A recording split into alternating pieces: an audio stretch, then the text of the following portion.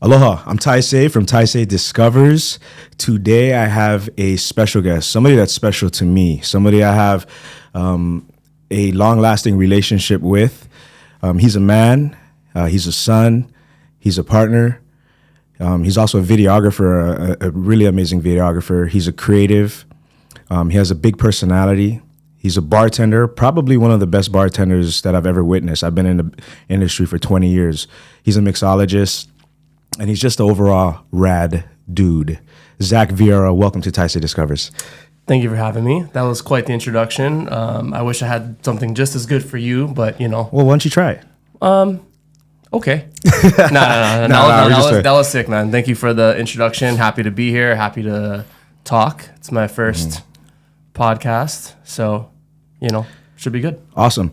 So you're here for a reason, and I just kind of want to state that. You're somebody that I've always admired in terms of service and hospitality.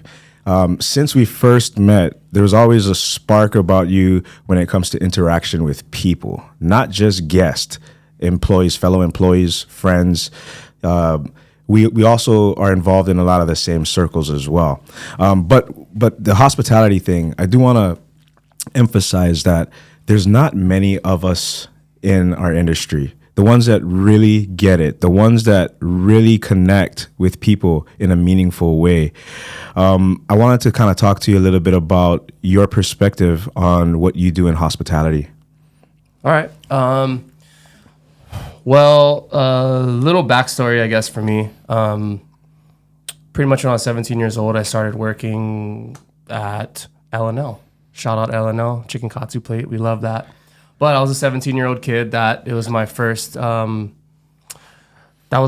like customer service experience. So I had to kind of learn from there, and it's simple things. But at the same time, I mean, you think about how popular L&L is. I mean, you got to make sure you get everything right. People are ordering there constantly. Hungry bradas coming in, ready for the barbecue mix plate, you know. And from there, I transitioned to working at Hot Topic, which is a, you know, retail store, a little bit more edgy, as they say. And I think the reason I'm talking about this is because that's kind of where I really learned about people, mainly because of the fact that if you know anything about Hot Topic, it's a rock store, it's a loud store. There's, you know, skulls and all these things around, but you got moms in here that have to purchase stuff for their kids, and you want to make the sale, and you got to kind of turn it on and make sure you I guess I've always felt like I was had to go above and beyond solely based on I already had the disadvantage that I'm already being looked at in almost a negative way, where like, oh, why is my kid at this store? All these people have tattoos and piercings and they're all different. So to ease into making a sale with them and kind of letting everybody be comfortable, I kind of had to make sure I made them feel comfortable. So that's kind of where my first experience came. And transition, fast forward a couple years down the road, I started working at Roy's Coalina, where we met.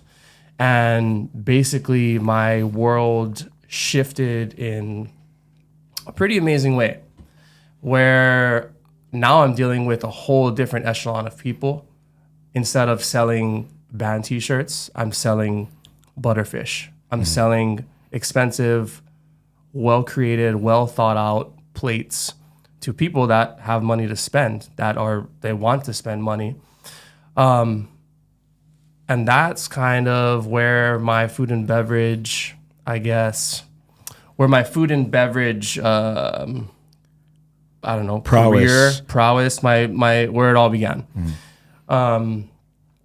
Learning my craft, learning about products, learning techniques. The more I learned, the more I absorbed, and the more I was confident talking to people. And when you can put joy on, you know, someone's face with the trust that they instill on you to create an experience for them, and it works, and they're stoked, and everything about it is great. It's beautiful. So yeah, I kind of that's a little history where it began, where I went from something small and it kind of elevated, and then I continued to try and elevate my craft pretty much every day. I mean, I'm 38 now. I started working at Roy's when I was probably 22, 23. Currently doing food and beverage now. At the Four Seasons? At the Four Seasons, which is another, High expectation, like the highest quality. You're dealing with people that have money, that have very high expectations, and you're able to operate there because of the sequence that you went through. The L&L, you learned a bunch. Hot Topic, I'm selling retail. Roy's is a breeding ground for hospitality hammers out there. So if you want to learn hospitality at the highest level, Roy's does do that. And you see all the wonderful people that honed their craft there and then moved on to their next level, right? So tell me this, now that you're at the Four Seasons, I'm a guest. I walk up to the bar, I sit down. What can I expect from you, Zach? Well, you're definitely going to expect a good-ass cocktail if you give me the opportunity. Which I'm sure you will, because that's why you're approaching the bar. But what you're going to expect is pretty much, you show up, and one of the big things that I've always done in my life is I always try and be myself. Four Seasons is a company that really pushes that. They want you to be you. Obviously layered with a little bit of, a little more customer service, a little bit more polished up, but for the most part, they want you to be you. And that's something that happened at Roy's with me, which I'm super thankful for. I learned a lot, and running a little mohawk and some tattoos was never really a problem. And then shout out to Roy's for that. Ty, mahalo. Yes, sir. Shout out. But yeah, Four Seasons has been an amazing place for me to take my skill to the next level. As a guest, when you approach, obviously you're going to get greeted, you're going to get hello, you're going to get water, coaster's going to be down, the bar's going to be wiped and clean. And then pretty much from there, let's figure out how we can make this experience the best experience, even if you're just ripping a shot or you're going to sit down with your whole family and have a meal. Like, I'm here to cater to you and make sure that you're enjoying your experience, and that you come back. Like, one of my favorite things, especially at the bar, we're a fishbowl. We're always there. People are all constantly, eyes are on us, right? My biggest thing is if I can figure out an experience to the point where somebody's calling me by my name, Zach, and I'm like, oh, tequila soda. It's like, you know what? I love that. Like being able to just remember, like, show me you know me is what we call it, right? Like seeing somebody and having this very special experience with them, even if it's just something like recommending, hey, you're going to North Shore today. You know what you should do? You should check out Ray's Calvi chicken. You should go. Ooh, shout out to Ray's. Shout out to Ray's. Not a sponsor, but hey, maybe I'll take a full bag. You know what I mean? So if you sit down and we start chopping it up, I try and figure out like what is it? How can we relate? If it's something like food, if it's something like music, anything, like how can we relate? How can I make this experience great for you? Even if it's something as simple as making another Mai Tai. I've made already 500 probably today, but that 501, 500, I don't know what the proper, but 101st, but that 501st Mai Tai is going to be just as good as the first one I made, the 34th I made, the 200th I made, and gonna just keep it consistent and make sure you're enjoying yourself. Okay, I like that. I think a little bit of insight into hospitality. Every guest is different, and as a professional, we have to gauge what would make the experience amazing for the guest. For some people, it's not talking to them and just being there to service them when their drink gets low, recommend something, and then walk away. There's people that are like that, and they could walk away saying, this was an amazing experience. There's some people that require more attention, right? And we have to be more accommodating in a way that seems genuine, right? Like, I want to do this for you. That's why I'm here, right? Yeah. Whereas for some people in the industry, a lot of them actually just look at it as a job, a paycheck, tips. I'm clocking in. My job is to make drinks, and almost robotic in a way. That's the difference between people like you and Chad and Scotty and myself. We're people that have the ability to recognize that and generally make connections with people because we actually like it. You agree? 1,000%. Like, just being able, like, creating an experience for that person is always great. One of my favorite things about this industry, like, is the connections that we make. Like, I've met people from all walks of life, and being able to treat one local brada, taking his lady out for one nice dinner, is one of my favorite things to do. I can take care of local brada, make sure I hook him up, and in the very next table we have somebody that has, you know, millions, maybe billions of dollars, depending on what walk of life you're in, right? But you give them both the same experience and they both walk away happy. And I think I'm lucky enough that I'm in a point where I truly enjoy what I do, and I do enjoy going to work and clocking in. And I think that's something that a lot of people, especially in our industry, like you said, it's for some people, it's just a job. It's just a paycheck. It's just tips. And that's fine. There's nothing at all wrong with that. But the fact that I can find some form of joy in it, and not just a little bit, like I genuinely like going into work, creating an experience, and I love the challenge. Like, I want somebody to almost not really talk shit, but have a little doubt, you know, have a little doubt in, is this guy with, you know, his hair up in a man bun and his gauges going to be able to properly make a Negroni? Bro, I can make a Negroni. Let's just, what else do you want? You know what I mean? So it's definitely, I love the challenge of it. I love the unique experience that you have with each person. There's, you know, a lot of the times, you know, if we're going to talk, you mentioned Chad and Scotty and all these other guys, like when Chad and I are in the bar together, this is a whole nother experience because we know not only each other's guests, but we know, hey, this guy wants this drink. Hey, tag, this is more you. Hey, tag, this is more you. And that's not to say that either of us can't handle the challenge, but it's just like Chad's the tropical, the Mai Tai, the drink that has maybe an ounce or two more of all, you know what I mean? Like a little, it's a little bit, that's why I like it, you know, like, but, and when it comes to the weird things, you know, the funky stuff, this guy wants the hipster stuff? The hipster stuff, bro. Hey, tag me in. I got you. I can talk about all these cordials and all these weird things, and I'll give you, you want the weirdest, funkiest, most awful drink? Hey, I got you, bro. And you're going to enjoy it. You know what I mean? I know that sounds kind of ass backwards, but like I'm the kind of person that I've had all these, like, you know, I love a margarita, I love a vodka soda, but sometimes you get bored with that and you want something different and you want something funky and you want something to just be like, what are you? I'm here for that.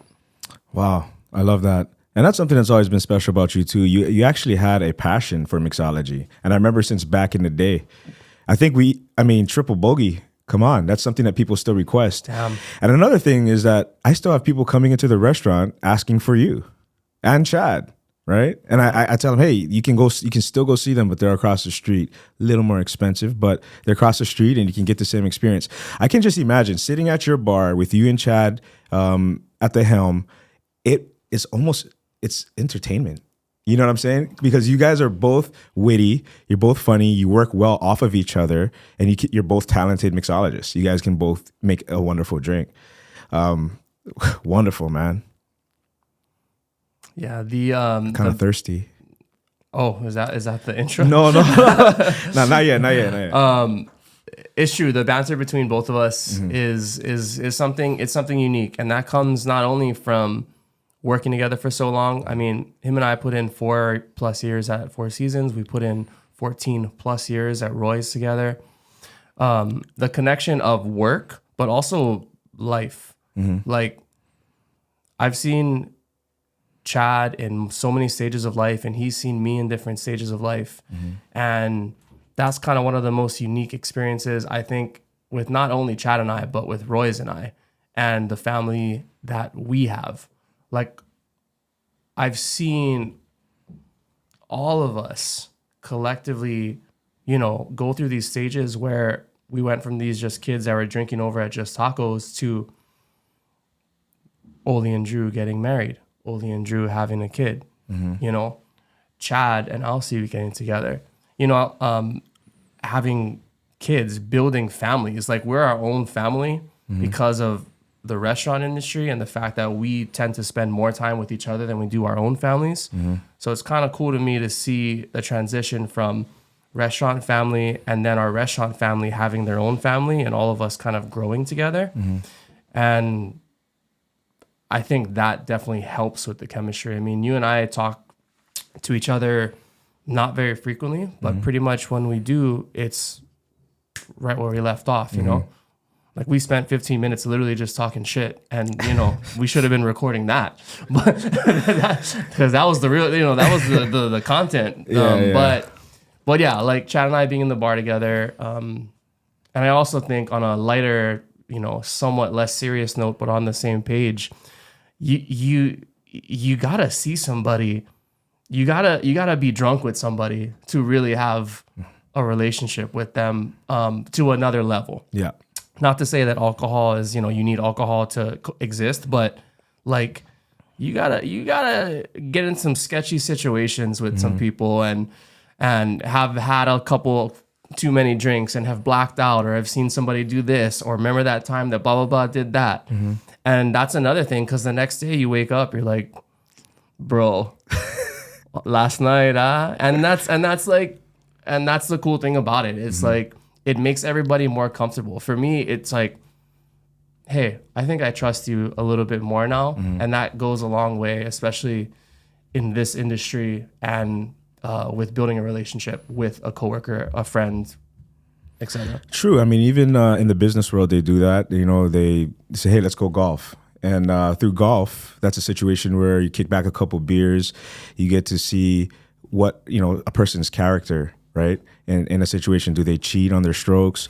Do they take it seriously? Do they complete all 18 holes? How do they handle themselves after we do 2 shots, right? 3 shots. 3, maybe 4. Hey. You know what I'm saying? That's a test of true character. Is this the front 9 or back 9? I don't know for you. I think you guys start hard, huh? As I grow older, I try not to go too ham, because pretty much by the 11th hole I get over it, skip about 3, 4, 5 holes, because I just want to go back to the clubhouse. I'm already like, I'm over this game. I got my money's worth, you know. 604. Thirsty. Make the rezo. Club sandwich sounds great. So tell me this, at 38 years old, happy birthday, by the way. Thank you so much. Approaching middle age. Approached, yeah. I mean, middle age could be 30 for some people. You know what I mean? Yeah. Hopefully 40 is middle age for us. Well, what would you tell your 30-year-old self at 38 years old? Damn. That's quite the question. What would I tell my 30-year-old self? To be honest with you, I feel like I've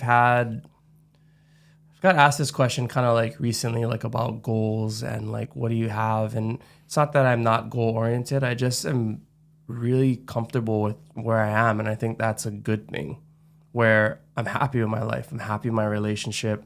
I'm happy with my job. I'm happy with my people. Me telling what would I tell my younger self? Hey man, you shouldn't mix Jameson and Kettle. That's probably a high up there on the list. I had to learn that the hard way a couple times. But I mean, honestly, just keep doing what you're doing, man. I've always been kind of the person that I kind of let things fall as they will, or fall as they may. So, you know, I'd probably tell myself to invest in a couple more things, you know, get my money a little more right for where I am right now. Yeah. But as far as just overall life and lifestyle, I mean, we're talking about my 8 years ago. That's pretty much on the cusp of when I met, you know, my partner, when I met Ali. And, you know, that has been a whole nother blessing in itself, having this partner that is there for me, there with me, and genuinely like loves my shit. You know what I mean? Like, hey, that's important to me. I love that you say that and you can talk about her in that light. Obviously, that's why you're still together. But with Ali also came her son. And you are now in a role of like a stepfather, right? Can you explain just how that went and how it's going?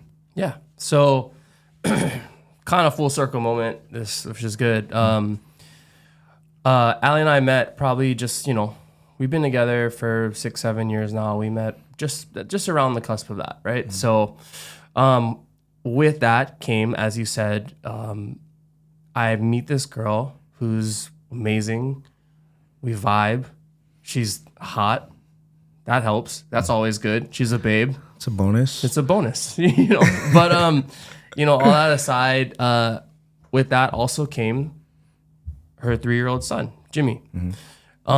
Which at the beginning it was definitely different for me stepping into a role like that, especially in the beginning, because there's this whole I'm not your parent, but you should still respect me, but what's the line where, especially when it comes to disciplining, like what's the line that is, okay, you can't do this, but you can do that.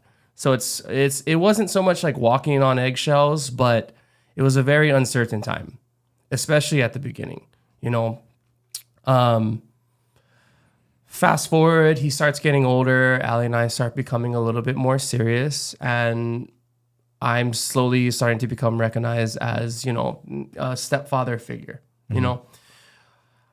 I walked into that role a little bit nervous at first, but at the same time, I feel like I kind of helped raise my brother and sister. I was an only child till I was like 13, 14 years old. Out comes my sister. Another life-changing moment for me. Being that I was already older, I kind of was there to help through the toddler stages. And then my brother came 4 or 5 years after that. So there's a 13-year and 18-year gap between me and my siblings. And I felt like that definitely helped me be a little bit more prepared for the future that I didn't know was going to happen, but it did. And that definitely helped. And I'm stoked about that. Between Jimmy and I, we have an amazing relationship. He respects me. And that's really all I can ask for. And we have a good time together, Like, I'm seeing this kid grow up, and it's like one of the coolest things that I'm a part of that.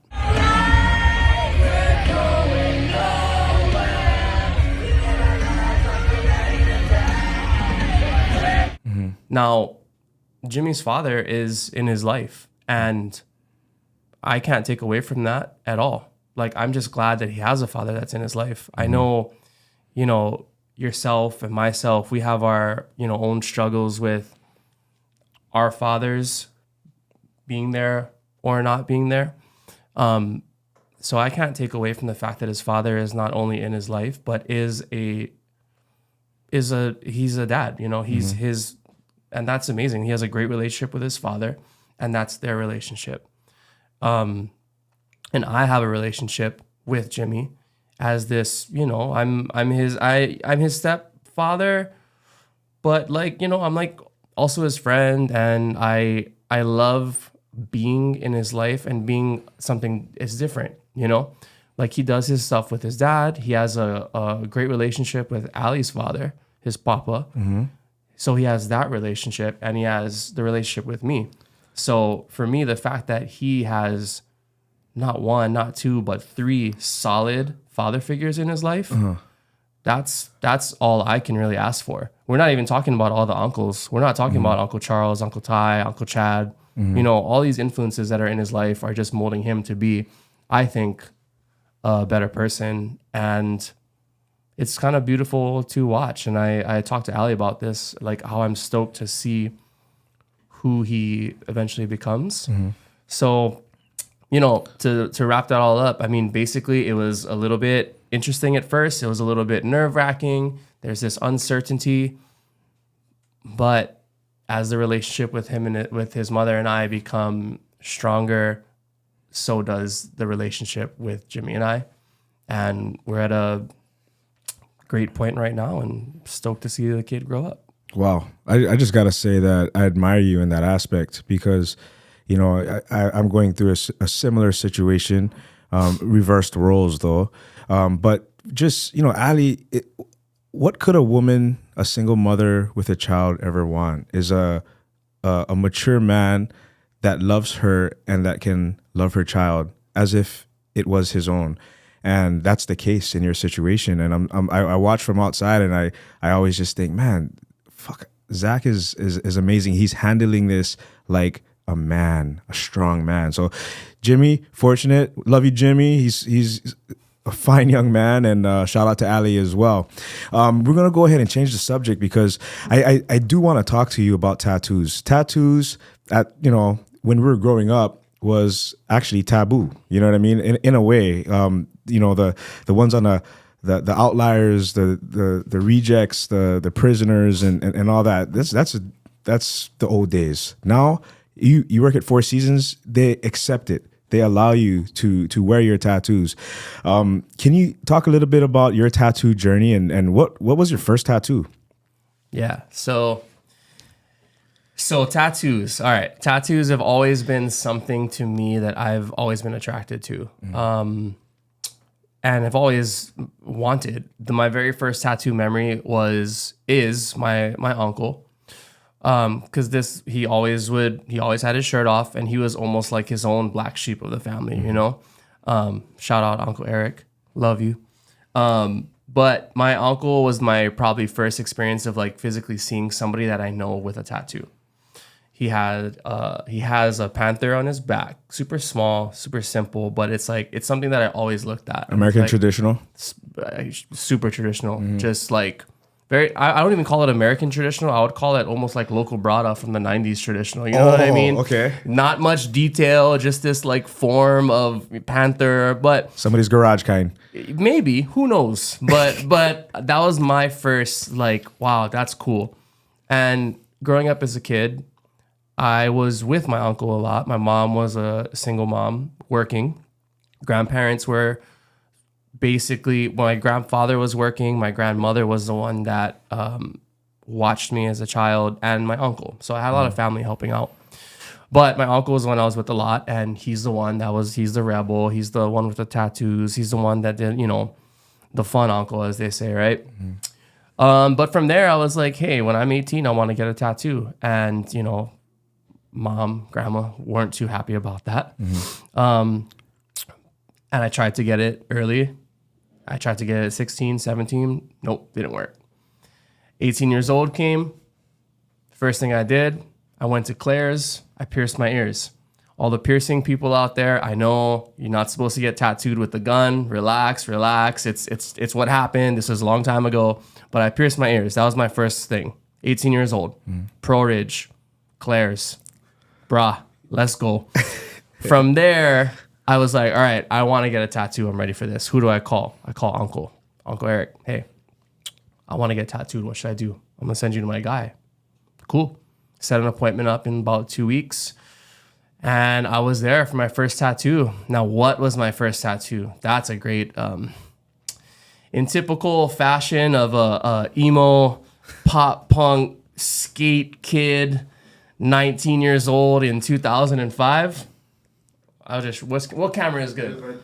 This one? Where is it? You see him? The nautical star. Oh yeah. The nautical star. Hold on. Where is this? All right. I got a nautical star because all the cool pop punk kids and all the cool band guys that I liked got a nautical star. How did I make it different? I surrounded it with flames. That's how badass I was when I was 18 years old. Now, we look at that tattoo and we joke and we laugh. And but for me, tattoos have always been a chapter in my life. So I can look at that and laugh, but I don't regret the tattoo. It's a chapter in my life. I have multiple tattoos. I have an arm that is full of music. I have another arm that has zombies on it. And people are like, well, why do you have zombies on your arm? I'm like, well, I just really like zombies. There's not really much to it. And I learned at a younger age, especially after getting my first tattoo, sorry, I'm not trying to intentionally show off my tattoos now. I feel like it's hyper-focused. It's dope. It's dope. When I first got tattooed, my first couple tattoos, I would sit down for just minutes, if not hours, trying to think of this. What can I do? What meaning can I have behind this tattoo? Especially at the time, tattoo shows were hot. Everybody had a tattoo, was watching tattoo shows. It was like a part of pop culture. And all these shows are like, tell me why you're going to get this. Oh, well, you know, this represents my journey through this and that and that. I'm like, I never had that. I that's not to down on anybody that has a story behind their tattoo and a meaning behind it. But I kind of got to the point where I just wanted to get tattooed.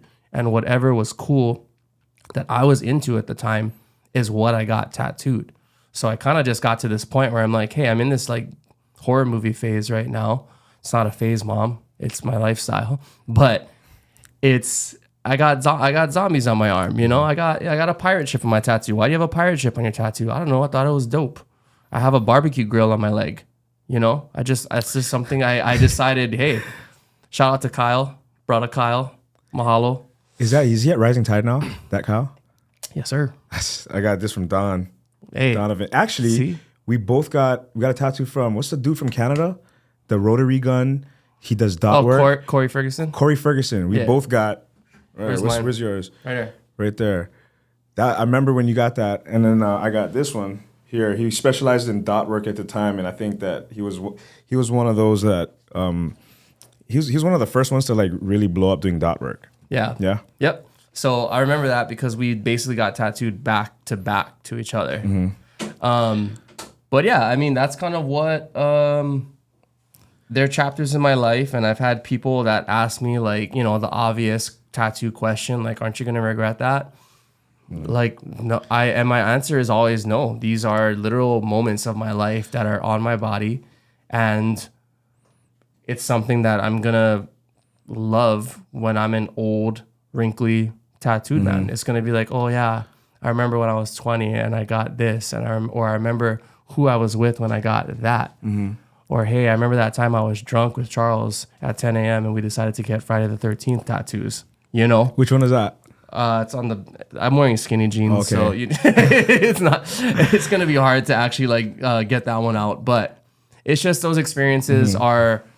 Those experiences to me are worth it. It's, you know, the pain I don't like. I'm not one of those people that can be like, oh yeah, it's so, you know, Therapeutic. it's so therapeutic and soothing to me. The pain is nothing.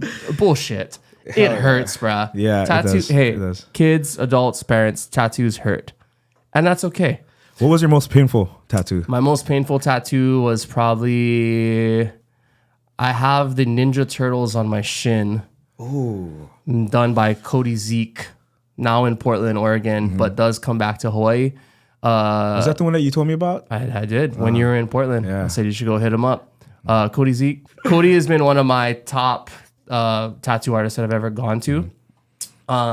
So shout out to him and the amazing job that he did. It's just where it is on my leg and the amount of color that's in it. It was a lot of blending and a lot of going over the same spot. And I don't know if you've ever been tattooed on your shin. Nope. But it's not the best place to get tattooed. It's a little bit painful, but that's probably one of my more painful ones, as well as I have my sternum. Let's see the one on your chest. Does that mean I have to take my shirt off? You don't have to take it off, but just lift it up and then like. I mean, I'll take my shirt off. Well, you can, but I mean, I I don't want to stretch out my shirt. Yeah, It's more no. yeah. it's my favorite shirt. It's a nice shirt. It is. All right, move the mic real quick. I gotta try and look swole. I would have done push-ups today if I would have known.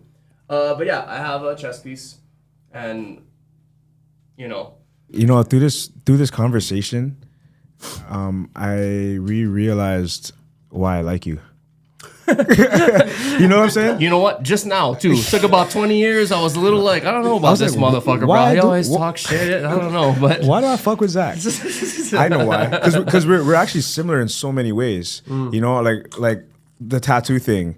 Like for a long time, I was always, I gotta have meaning. I'm a sommelier. I need grapes. Like, but now I'm just like, I just want to remember this point in life where I was really passionate about something in the form of a tattoo, and I will never forget it. All my tattoos have some sort of meaning. My first one was hell yeah, the tribal the baby, the local boy tribal. Yeah. Bangles, The whole cuz. I like that one on the wall. bro. That one's right? killer. You can do the whole arm like that. Then people gonna think you is on hammer. Huh? Yeah. Shit, but yeah, and that's not to, once again, I think it's amazing that people have all these meanings behind tattoos, and it's definitely a way to cope for a lot of people. Like, I just personally have never been that person. I've always been the person who just, I want to do that, I want to get it. The people that do have meaning behind it, awesome.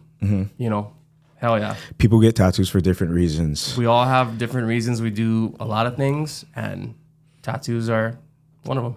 Yeah, my most painful one was, I would have to say, my rib cage.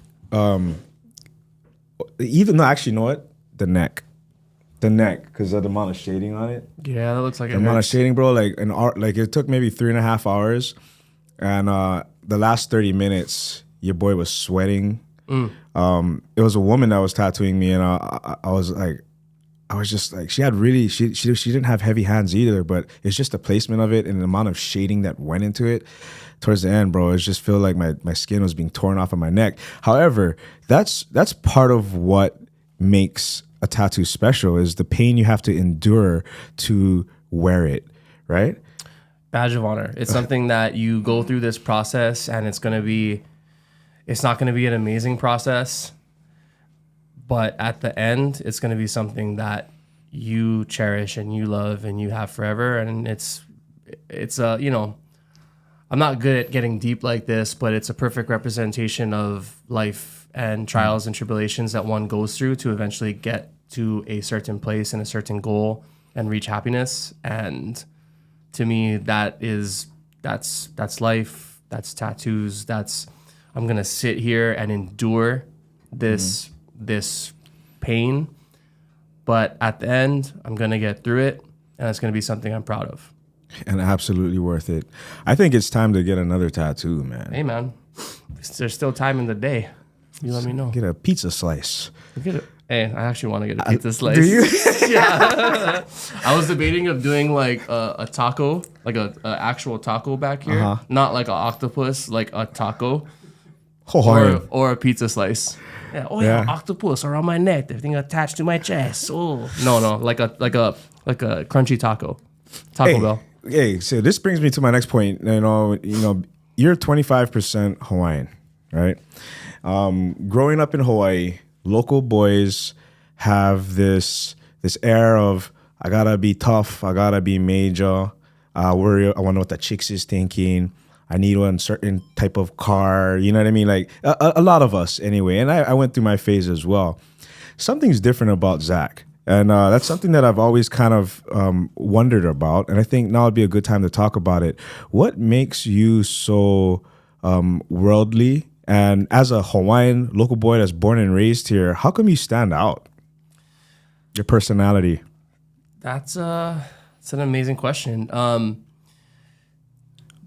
I think for me, especially with a lot of the things that you said, as far as like your typical local boy in Hawaii, Banga's Union, lifted Yoda. I do have a Yoda, but that's a different story.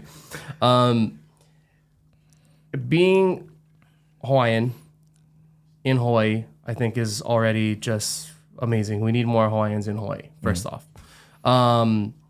But to talk about what your question, I don't know. I think that I grew up like how your typical Hawaii child grows up. I was at the beach, running around barefoot, drinking from the water hose. And then just kind of like throughout life, I was an athlete. I played basketball, I played volleyball. But I also, I bodyboarded and I skated. And at a young age, I found like rock and roll music and punk rock and all these other. And I grew up, eating laulau, just like the rest of us, fish and poi. I'm a big boy. I'm not that big, kind of small. But I grew up with that lifestyle, but I also grew up in a different lifestyle, especially I think around middle school, high school, where I started kind of coming into my own as somebody that enjoys rock music. It's not your typical, Hawaiian, island reggae all day, every day. But I also grew up listening to like rap music, like bringing my uncle back up, right? Uncle was a big influence on my rap world. My stepfather was a big influence on my rock world. And then mom and the rest of Hawaii was my influence on island and Hawaiian and reggae. So as I got older, around middle school time, high school, I was still an athlete. I played sports from second grade to senior year. But I was bodyboarding. I was hanging out with the skate kids. I was watching Jackass and I was watching Viva La Bam and I was trying to be a dude, you know? Yeah. And what I learned about myself, especially later in my years, is that I'm almost kind of like a chameleon where I floated around in these different worlds, but I didn't know that I was doing it at the time. To me, I was just like, oh, I'm going to go hang out with the bradas over here and just chop it up. Oh, I'm going to go hang out with my friends at the Safeway parking lot and we're just going to go skate, or we're going to hang out, or we're going to just cruise. And I'm going to go to a concert with these guys. And then, I'm going to go meet these guys and play basketball at Kapolei Rec or whatever. And I kind of just floated around through all these different worlds. And that's, I think, a big reason why I am the way I am, especially like to bring up food and beverage again. I mean, I don't intentionally do this, but my voice will change depending on who I'm talking to, obviously. And part of the reason for that, bro. What's up, Nick? Yeah. How y'all doing? Yeah. Ty, you're black all of a sudden. And I'm like, well, it's because I was talking to African-American people. And honestly, what that does is it automatically brings a comfortability to the experience because they can identify with me and they know. And then I go to another table and I'm like, aloha, how are you doing? You know what I mean? Chameleon. Another reason why I like you. Yeah, it's definitely a comfort level of I can polish up and talk to you properly and with my nice voice and describe how this dish tastes like this. But at the same time, sometimes local bradas don't want that. They get uncomfortable, just going out is a big thing. And if they're already kind of, what's going on? I cannot understand the stuff on this menu. What is a reduction? Nobody look like me. What's going on? I don't like be so hungry when I leave. You know what I mean? Yeah. And that is once again like a challenge for me. It's like, listen, I want to make sure you're feeling comfortable. So how do I do that? I come to the table. Hey, how's it, everybody? How we doing? You guys celebrating anything? Yeah. And the authenticity of that, I think, is what separates us. Or not separates us. What is the common? You know what I'm saying? Yeah. Common thread between the two of us and our style of service and our understanding and willingness to adjust to different people and culture. Let me. Okay, I'm gonna ask you a question. As long as we got time for that. We got time. All right. Being what we're talking about, adjusting your tone of voice, you bringing it up. What's it like switching it up? Black folks in Hawaii, African American folks, whatever. I don't want to offend anybody, but what's the best way to? They're black folks. Okay, right? So what is it like? I know you touched on this in some of your previous podcasts, but like, what's it like being African American, but also from Hawaii, and what's it like switching on and off those voices with different people? It's funny because it's just second nature for me. So it's not something that I'm calculating in my head before I get to the table. Okay, make sure you use the word brother. Happens. It just happens because that is who I am. Yeah. You put me in a situation, I'm gonna do the best to communicate effectively with whoever I'm talking to, and I'm also in a position of being a host, right? Walking the floor, making sure that this guy's comfortable, this guy's comfortable. So how do you do that? And really, it's a great experience for me. I love my black people. I just didn't grow up around a lot of them. You know what I'm saying? And I am a local boy at heart. I can talk Pidgin with any brother around, any sister around. But it depends on the situation. So for me, it's a great opportunity for me to explore my blackness. And you know what? Every single time it hits, and every single time I create a new relationship, and these people they're like, wow, who is this guy? Oh, where are you from, brother? A lot of people think I'm from the East Coast or something, but the way I talk and stuff, I guess, I don't know. I've never been to the East Coast, but I do know that it makes people comfortable. So that's what it does for me. I imagine it's a similar situation of like just by looks alone, who's this dude with the dreads walking up to my table right now? Are you a guest? Are you Roy? You know what I mean? Every day. Yeah, man. So, next thing I do want to get into is photography, because you've you've taken some amazing pictures, and for me as an amateur, I wouldn't say photographer, I'd say photo enthusiast, right? I just like taking photos, and at one point I got into the DSLRs, and really kind of immersed myself in understanding manual settings and aperture and ISOs and all that stuff, and it was really fun because it's art in a way, and I'm a student of life that sees life as art. So whatever I put myself into or get interested in, I approach it as art. So what I want to do is, how long ago was that Photo Hunters, Kenji? 10 years? More than, I was in Japan. I mean, it's like the early teens, huh? Photo Hunters was a challenge, a shooting challenge with a group of us at the time. Let's see. A group, a bunch of us, some of us did it professionally, some of us were amateurs at it, but it was a place where we could all come together, create challenges, monthly challenges, usually with about 3 categories, like aperture or shutter speed. What else were some others? Light, dark, and we would just shoot in our own way to express ourselves for the categories. Then we'd all upload it to a common Flickr page, and then we'd have a professional photographer judge it, pick a first, second, and third place. After the competitions were done, we said yay, posted it, and moved forward to the next competition. And it lasted for over a year. So we have a collection of a bunch of these photos that we took. And when I revisited these photos, I realized, damn, there are some really good ones.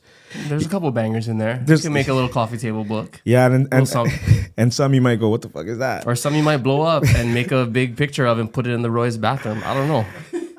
By the way, Balaju, shout out to Balaju. Hey, Balaju, I hope you enjoyed that, my dog. Yeah, he didn't gank him. He never asked for him. He didn't gank him, and then I was like, he guarantee already had it in the back of his truck. He was like, hey, bro, it's cool if I take this. Yeah, guarantee. Baladu, another industry hammer. Bradadu. He has a more classic, refined approach and presence at the tables.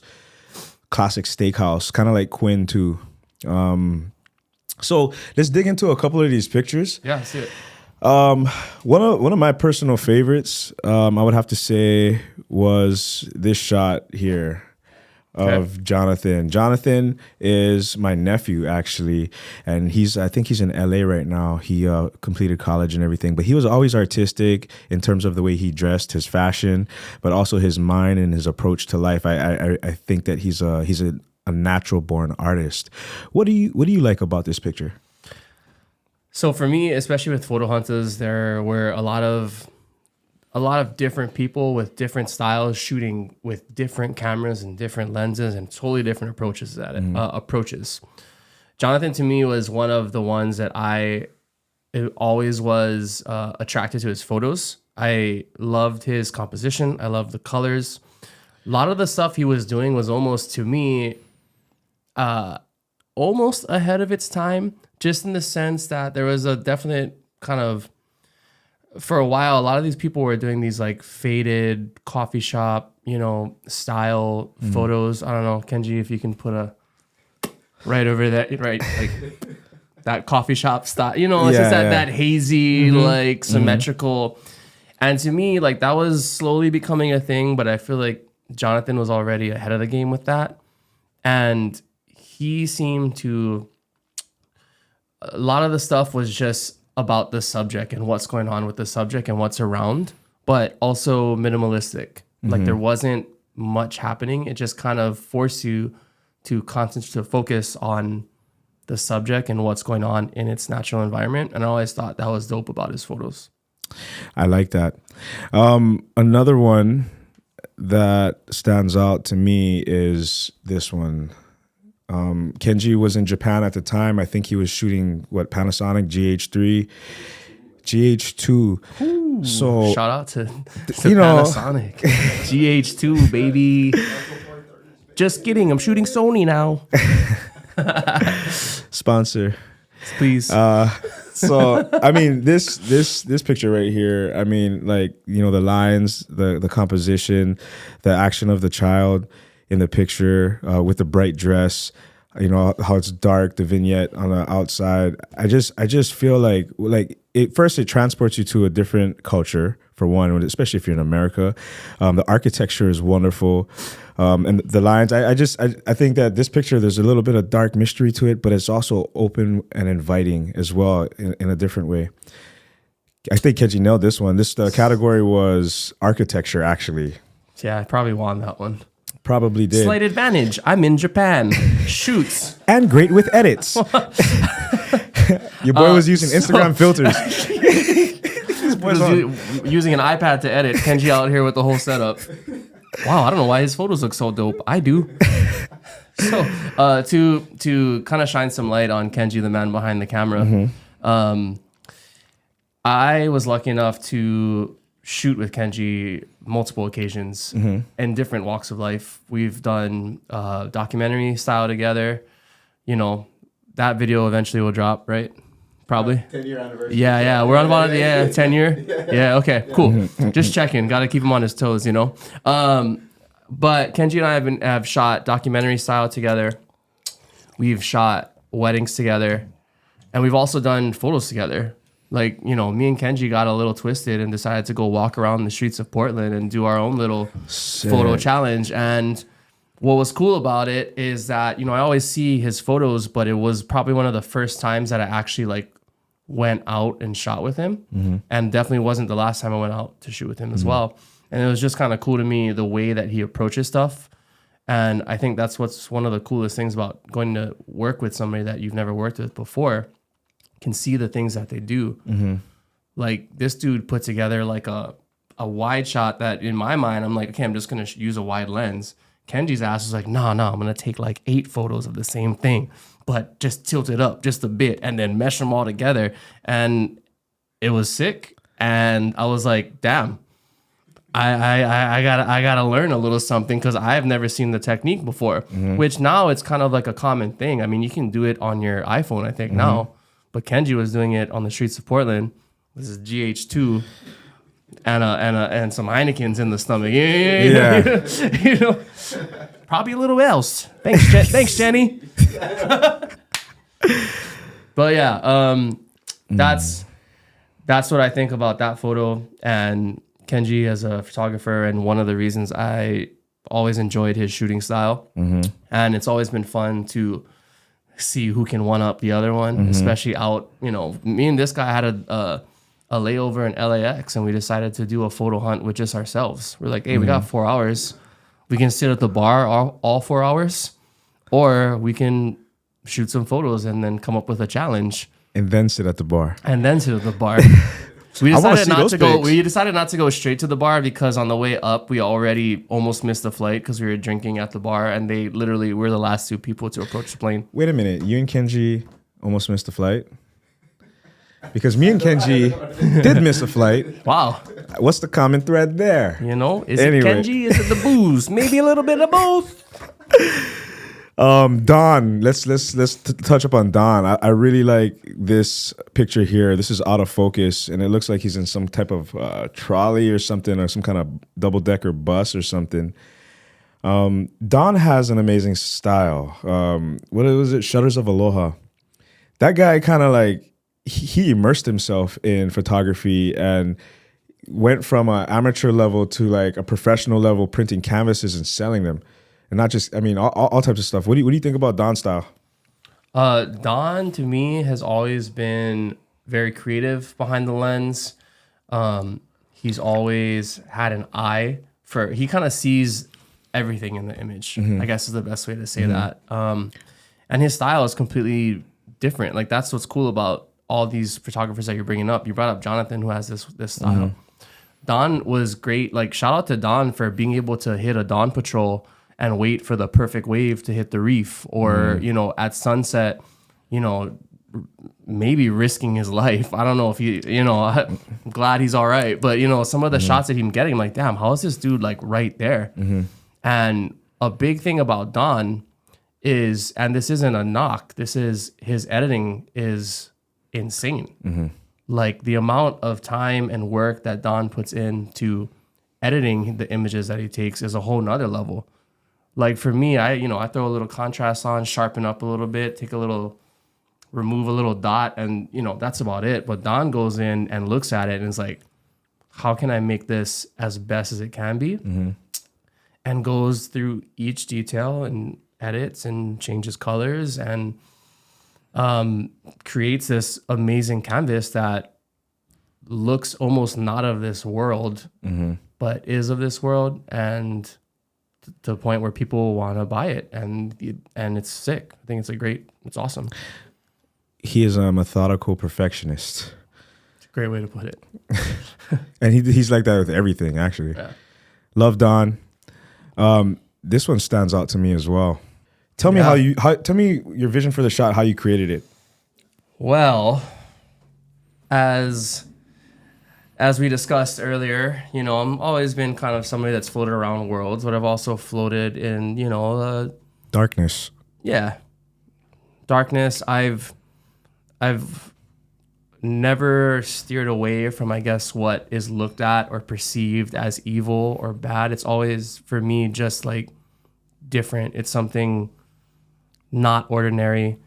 And that's always been something that I personally have been attracted to and into. And a big part of my photography, especially at the time, was how can I present this image to these people that is something that they haven't seen. It's something in my world that I'm just like, oh yeah, that's just my buddy Eddie.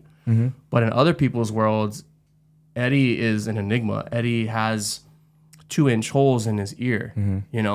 Eddie has a piercing in places that most people don't. And not only is there a piercing, it's a stretched out piercing, which is a whole nother topic that we can talk about on a totally different podcast. But my point of all of this is that I like to capture stuff that's different. And with this image, it looks crazy and there's all these things that are happening, but really we were in Barber's Point. He had a sick, I want to say, kabuki mask just so happened to be on him. He slapped it on his face. He's tatted, as you can see. And he also can roll his eyes back like the Undertaker or like somebody being possessed, whatever you want to.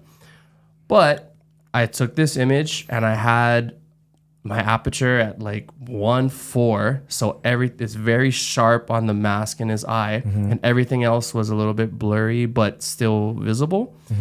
And for me, this topic was shadows, and it's a perfect balance, in my opinion, of darkness and light, which is, the world. The balance. And that's, Yeah. Once again, going back to balance. And so that's what this image is to me. The darkness in the back, what's back there, I don't know. You can only see half of his face. What's going on the other side of his face? Is he evil? Is he what's happening here? And the perfect kind of like split between the two. Dude, I think it's cool. Sick Negative space pick. and yeah. If you do this, it almost looks like the moon. Hey, shit, meant to do that. Damn. So let's see. Yeah. Moving on to that was my interpretation. Well, you know what? That's interesting because I feel like I definitely have a dark side as well. You know what I mean? And it's something I don't shy away from, talking about necessary balance and the necessary balance. This is a picture that I took. So this is one of my personal favorite pictures that I took. This is, the category was fucking blow my mind. There is some darkness to this picture, which I do not shy away from. So really, to sum it up, I got a high-powered flashlight. I attached Suji to it. I went to the forest. I threw the flashlight over a tree branch to hang it above me. What I was envisioning would be like a UFO space beam. That's what I was envisioning. It didn't come out that way, but it still came out awesome. I wanted to see a beam. I needed a higher power beam. Slightly larger light than a flashlight. Oh yeah, 100. Yeah. Maybe one of these, but not at the time. We didn't quite have the setup. I did not know, but what came of it was something that I'm really proud of, and I like it. And it will always be a good memory for me.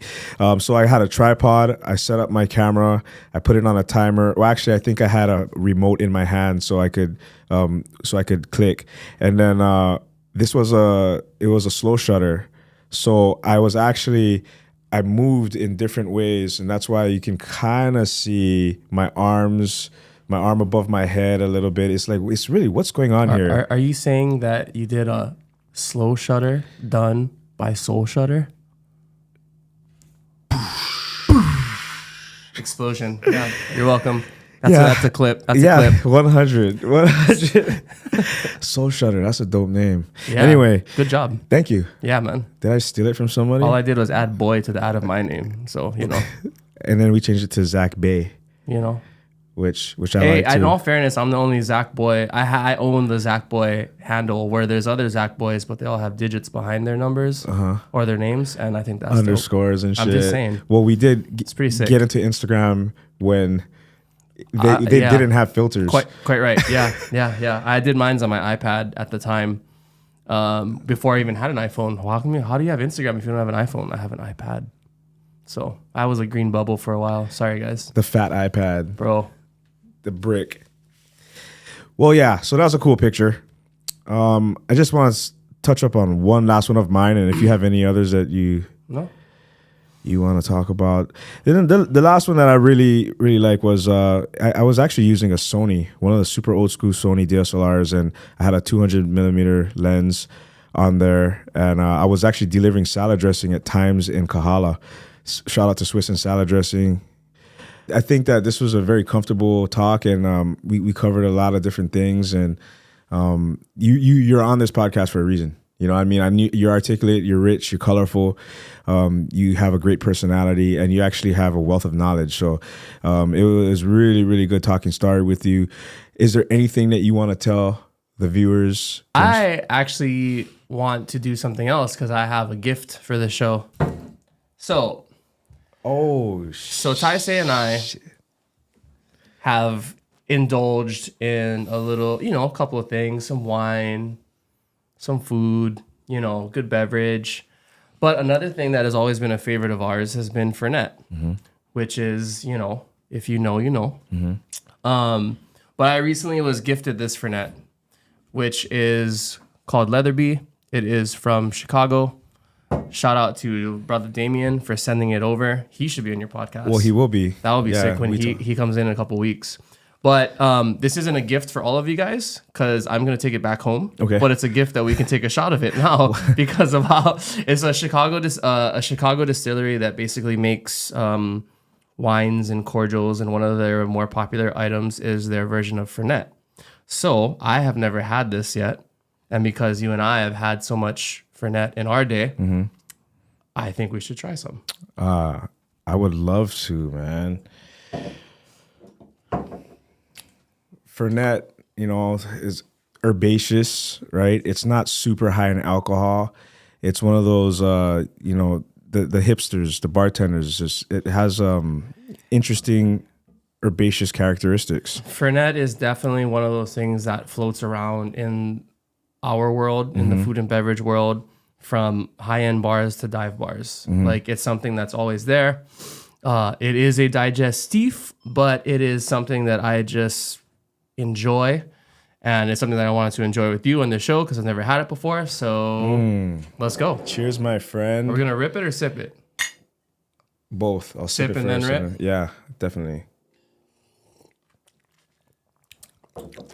This was actually used as medicine back in the day, and as a digestif, after you eat, is something that you would follow up with to kind of settle your stomach and to help digest. And geez, man, the flavor is wonderful, and it's not overwhelmingly sweet. It seems very refined. It has great body. It's like a more elegant Fernet that's just really not as sweet. It has a perfect amount of sweetness. Yep. To somebody that's used to vodka, they would taste this and go, yuck. It definitely has a less, it's bitter, but has less bitter notes to me, and is lovely. It almost has the body of a rich wine in a way. You know what's funny is I thought about bringing a bottle of Fernet and like bagging in it and making you do a blind tasting, but I didn't wake up early enough to do it. Oh my God, that would have been dope. I mean, that would have been we can dope. fake it, but that's the power of editing. Oh man, No, that was extremely dope. I appreciate that. Kenji, you got to try this. I know you always hear me talking about Fernet. Try this and experience this. This is Leatherby. Leatherby, Chicago. Leatherby Fernet. Shout out to Chicago. A lot of friends out there, a lot of family. Damien. You know, so real quick, Damien, his voice is fucking crazy. This screamo. Yeah. Right? Yeah. Dude, can you do that?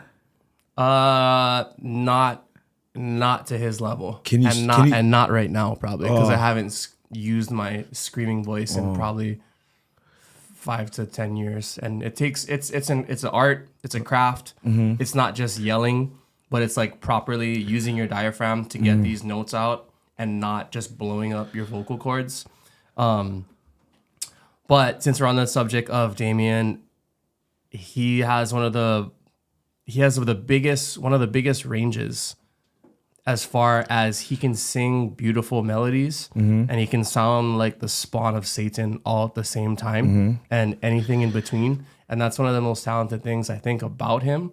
Proud to have him as a friend, and stoked that he gifted this and he sent it just in time for me to be on the show and compliment him and shout him out. And they're playing a show actually, Skyline, February 7th and 9th probably. Is it going to be here? It's going to be here. He's flying down. That's why I said he should be on your podcast. Oh. He's going to be here for like 10 days. Okay. Well, he did mention, we did kind of touch on it before. I think especially with wine, you guys can... Oh, shit. He's also a sommelier. He's a som. Damn. He's a som. Just saying. A little bit of screamo and a little bit of vino. Damn. That's I mean, on that note. Damn.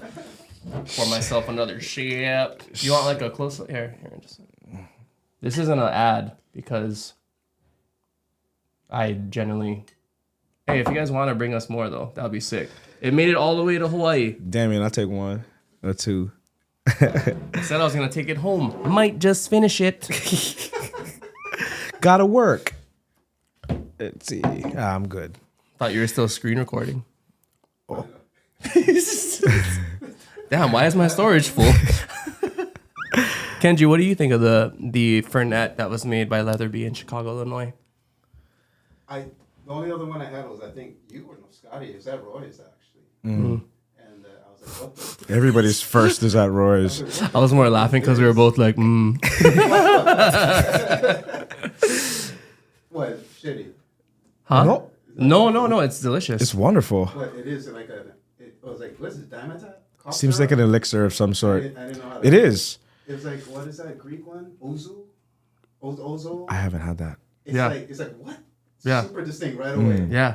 And I was like, okay, that's a whole new thing. Well, what's cool is that like a lot of the cultures out there have their digestif. They, there's the Greeks have uzu or oz. I honestly don't know how to properly say it, so apologize. I apologize to any of the Greek folk out there.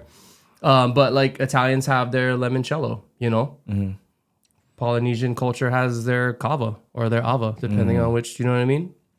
Fernet tent seems to be the bartender's way for the digestif, the hipsters, the food and beverage people. I have a Fernet coin, which is actually very hard to... I do too, bro. Really? Yeah. Oh, we gotta play this game. Well, yeah, I don't have it on me. You got your Fernet coin with you? Oh, that's the cardinal sin. Is that the fucking thing? The rule is, if I put this down... Yep. You have to put yours down too. And if you don't have yours, you need to buy me a shot. Well, But... I got you this. Oh, perfect. Bro, I don't have mine on me. My That's kids wild. play You with should mine. Okay. Your kids play with yours. Yeah.